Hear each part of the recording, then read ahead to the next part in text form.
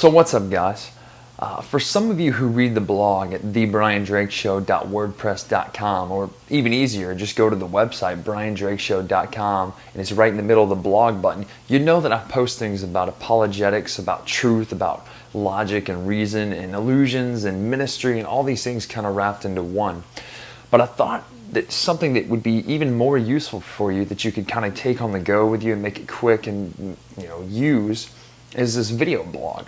So we put together this new video blog to where you can literally show this to your friends. Maybe you have friends who are atheists, or maybe you yourself are an atheist, and maybe you have problems and issues and concerns when it comes to questions in the Bible and all this kind of stuff. So that's why I wanted to start this blog on video so that we could kind of interact. So what I'm going to do is I'm going to take your questions.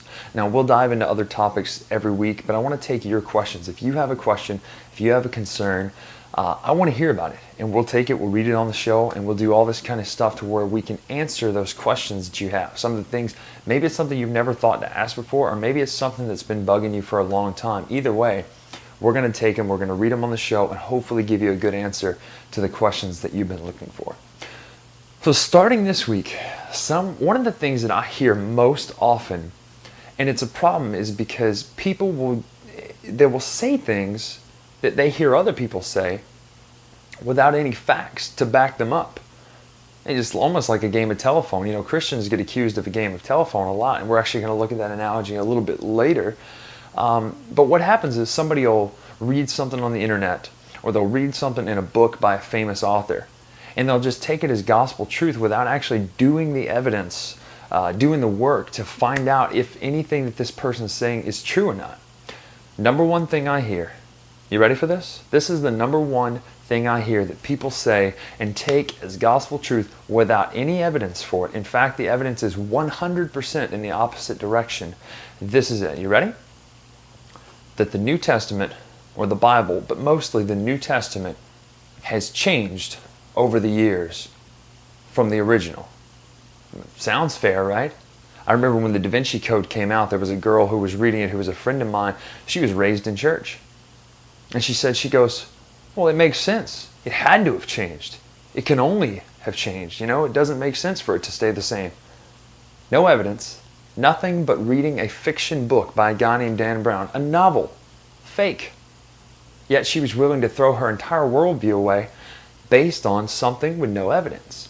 Number one claim people try to say is that the Bible has changed over the years and it doesn't say anything like it used to say in the original. Now that sounds great at first from that point of view. It sounds like just a knockout punch. Boom. How do you back that up? Because truth be told, we don't have the original manuscripts. The original copies handwritten by the authors of the New Testament are gone. So how can we prove it? How do we back up the claim that, the New Testament is the same? Well, there's two things that you need to look at, first of all. And before we do that, you have to understand when we're looking at this, we're looking at the New Testament like any other historical document, like the writings of Caesar, like Plato, like Aristotle, all these other writings. We're looking at the New Testament just like a historical document. And we have to see if the evidence stacks up against all these other sources. And over the next few video series, you're going to see that not only is that claim false, based on no evidence, that the evidence is 100% in the opposite direction. That there's so much evidence for the fact that we are 99.9% sure of what the original New Testament said. And we're going to look at how we know that in the next few series. So check it out. Check us back here at briandrakeshow.com/subscribe, to where you can find out the updates as soon as they happen on how to get more info on these videos, the video blog about apologetics, about other things, about just teaching in general. I'll be posting some other regular videos like you see on the slide on the video page right up here, about magic and illusions and tricks and stuff. There's some that I even teach you how to do some tricks, so check out the video page for sure. But make sure to check back here and show this to your friends.